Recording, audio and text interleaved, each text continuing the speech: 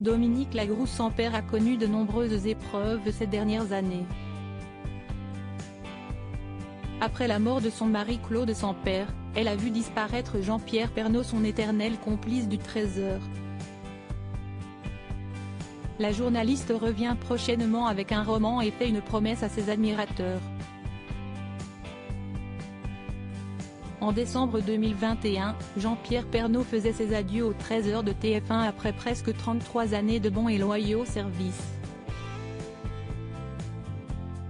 Si les fidèles de l'émission s'attendaient à ce que sa complice Dominique Lagroux-Sampère prenne sa succession, la chaîne en a décidé autrement, offrant le fauteuil si convoité à quelqu'un d'autre.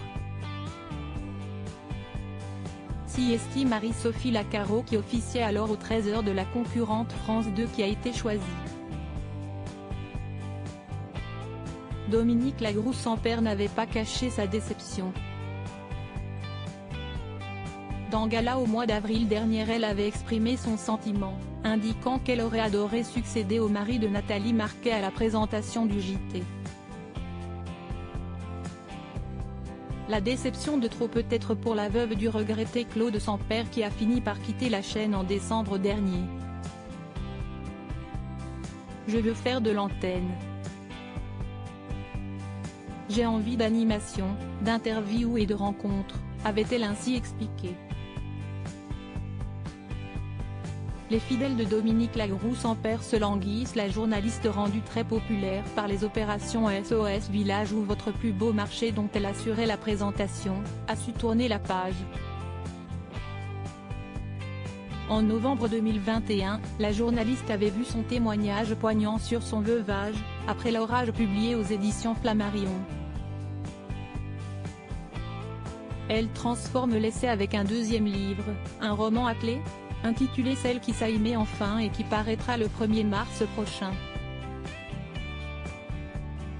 Depuis son départ de la chaîne qui l'a vu grandir, Dominique Lagroux-Sampère a aussi créé une chaîne YouTube sur laquelle elle propose entretiens et rencontres avec des personnalités appréciées du public. Les dernières interviews en date sont celles de l'auteur Agnès Martin-Lugan, mais aussi celles de Nathalie Marquet-Pernaut. Si la journaliste est donc loin d'être aux abonnés absents, ses admirateurs se languissent de la retrouver dans leur petit écran. À cela, elle a donc fait la plus douce des promesses.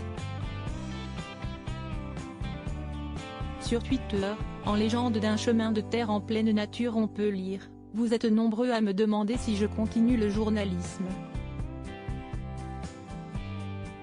Il est en moi. Je suis faite de lui. Et vous me manquez beaucoup. Alors les jours de moins beaux, quand rien ne vient, je regarde au loin sur mon chemin et je me dis que nos retrouvailles seront belles. CST promis. Une promesse est une promesse.